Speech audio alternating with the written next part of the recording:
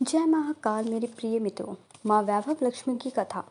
एक बड़ा शहर था। इस शहर की आबादी लाखों में थी। देश के कोने कोने से रोजगार की तलाश में आए लोग जब शहर में आते थे तो उनके पास कुछ भी नहीं होता था। उनकी एकमात्र इच्छा रहती थी कि उनको किसी तरह से 2 समय की रोटी मिल जाए।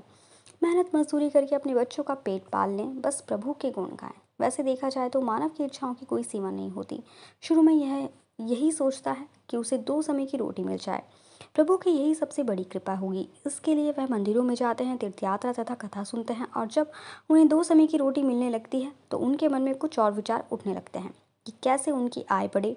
उनके पास धन हो, रहने के लिए बढ़िया मकान हो, पहनने के लिए अच्छे कपड़े हों, सवारी के लिए कार या स्कूटर हो। किसी ने ठीक ही कहा है, भूख की एक सीमा है जिसे खाना खाते हैं पूरा कर लिया जाता है, परंतु लालसा की तो कोई सीमा ही नहीं है। लाखों करोड़ों के सपने, सुख शांति और मौज मस्ती की आशाओं की लालसा करने वाला इंसान यह भूल जाता है कि यह द्वार उसे मृत्यु की ओर ले जा रहा है। मानव जीवन इतना बड़ा कहाँ है जिस पर हम भविष्य का इतना बड़ा बोझ लाद लेते हैं।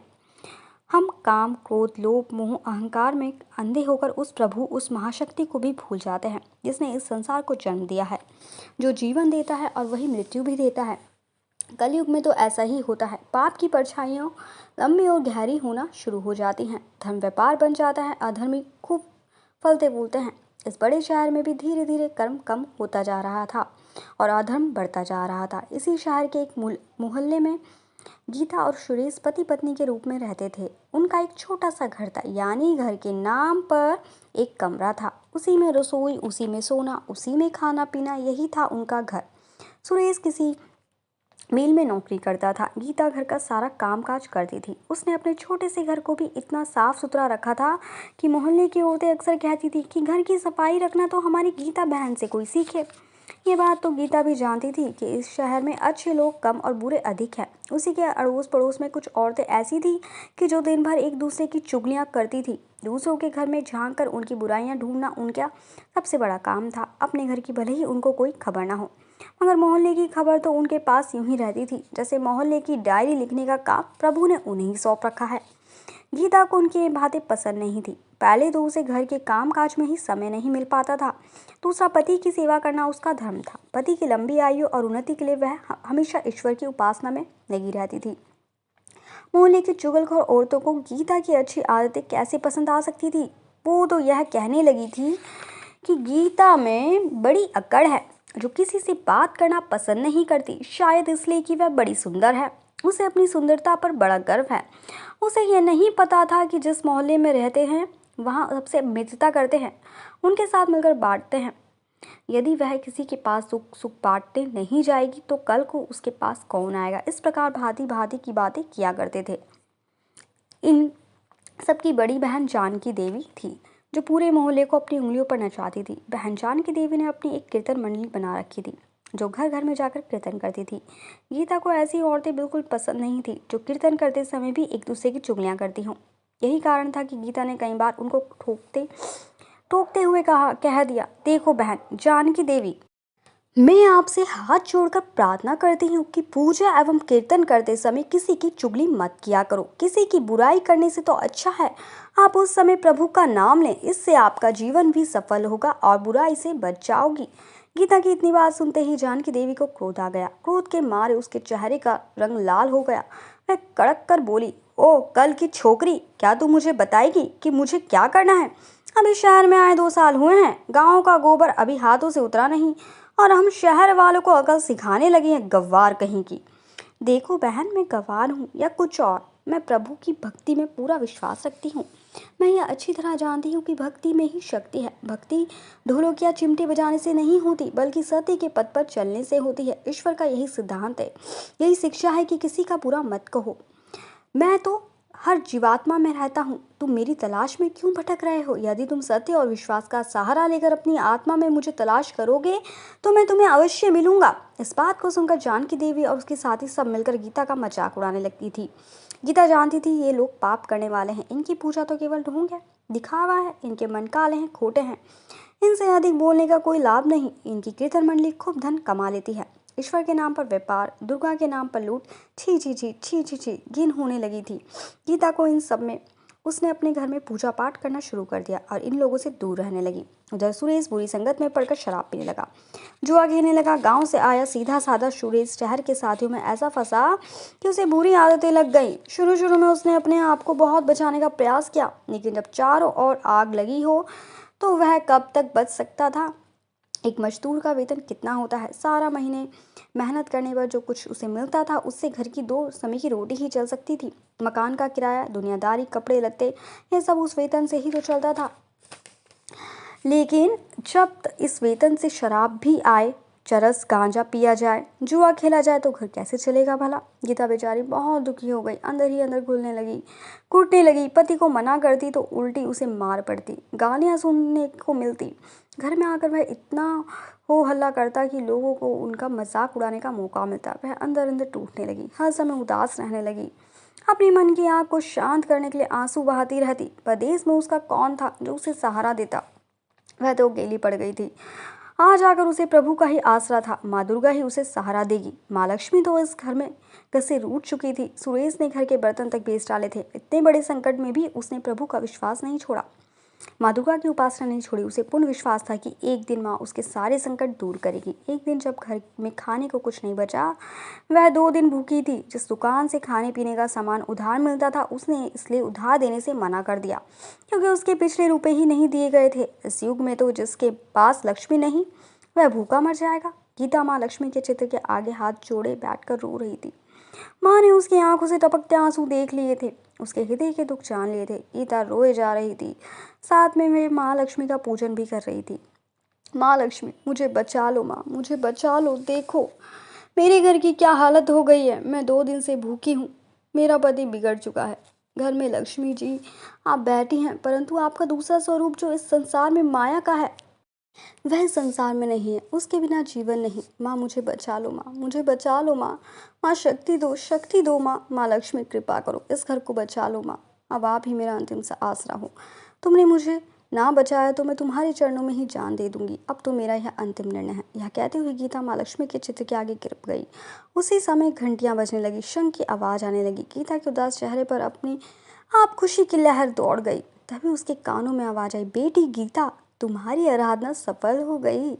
तुमने इतने बड़े संकट में भी मुझ पर विश्वास नहीं छोड़ा, अपनी श्रद्धा में कमी नहीं आने दी, इसलिए मैं तुम पर प्रसन्न हूँ। गीता, एक तो तू पवित्रता धर्म में पूरी खरी उतरी है। अपने पति की सेवा में तूने कोई कमी नहीं रखी। दूसरा, तूने मुझ पर से विश्वास नहीं छोड़ा।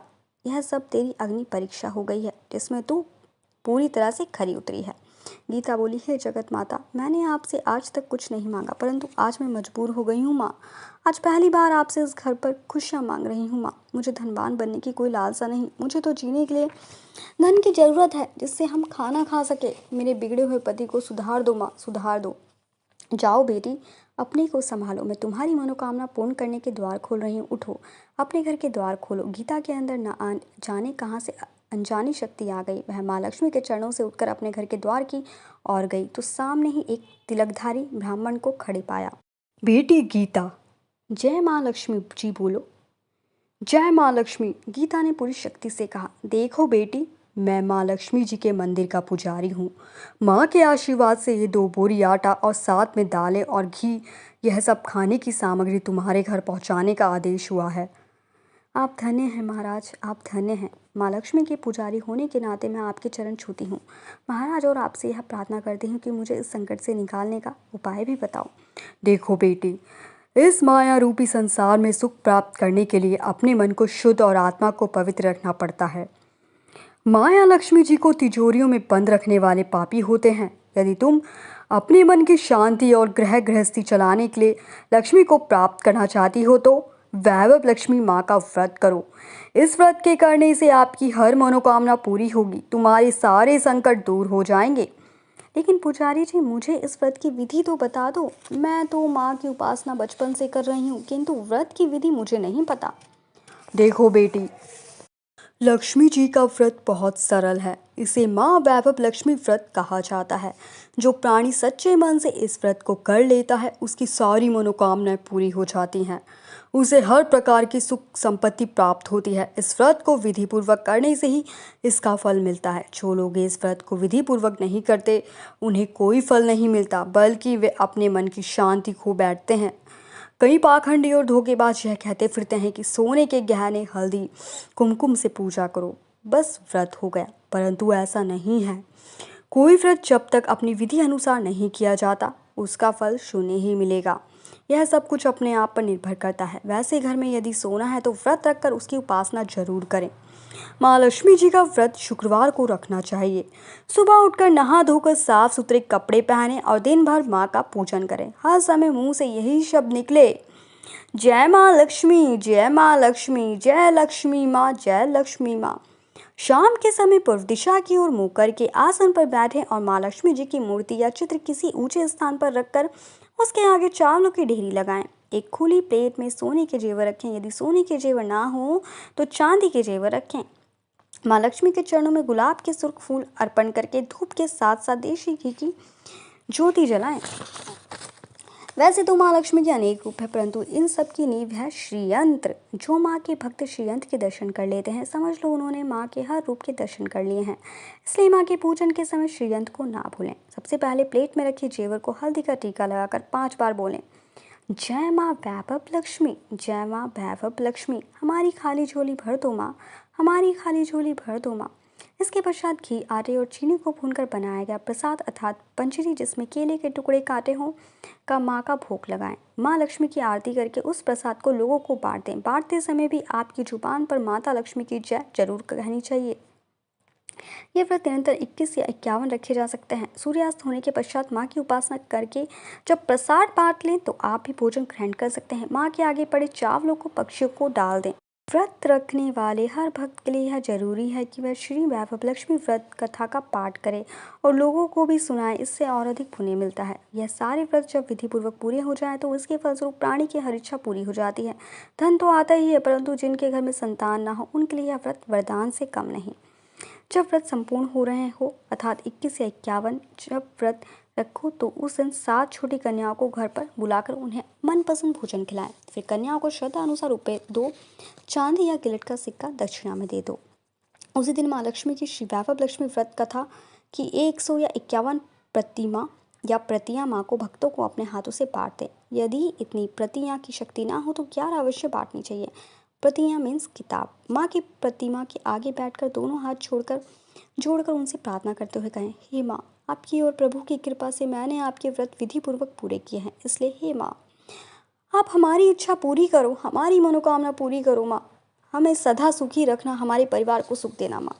बस बेटी, यही हर प्राणी के लिए कल्याण का मार्ग है। तुम भी श्री वैभव लक्ष्मी व्रत करो, तुम्हारा पति भी ठीक हो जाएगा और तुम्हें भी धन मिलेगा, तुम सदा कष्ट मुक्त रहोगी।